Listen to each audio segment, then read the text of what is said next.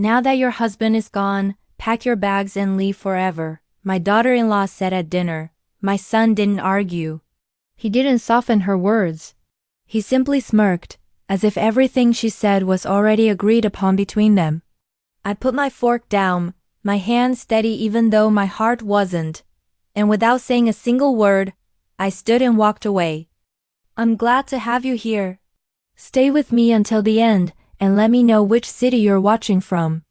The dining room felt colder than it should have.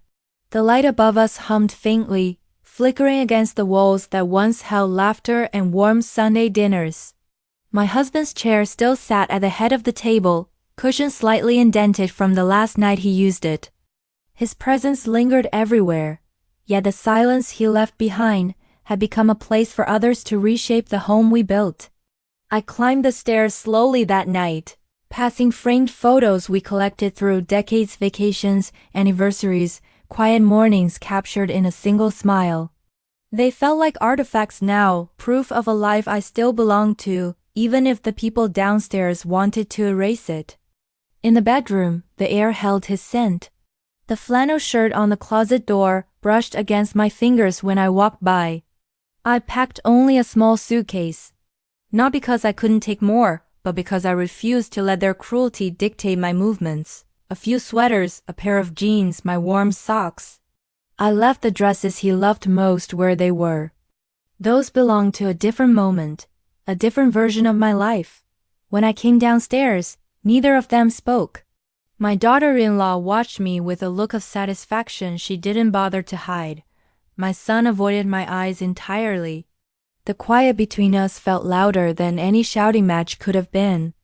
The night air met me gently when I stepped outside, cool enough to sting a little. I didn't know where I'd sleep. The motel sign at the edge of town flickered as if waiting for me, and I checked in without thinking too hard about it. The bed was stiff, the blankets scratchy, but it held me.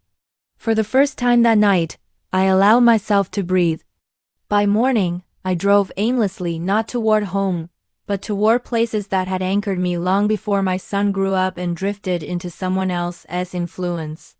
I parked outside the grocery store where my husband and I used to shop on Saturday mornings.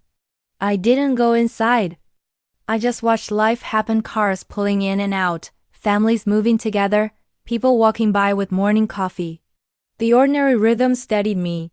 I thought about the days after the funeral, the sudden quiet, the way the house felt too big without him.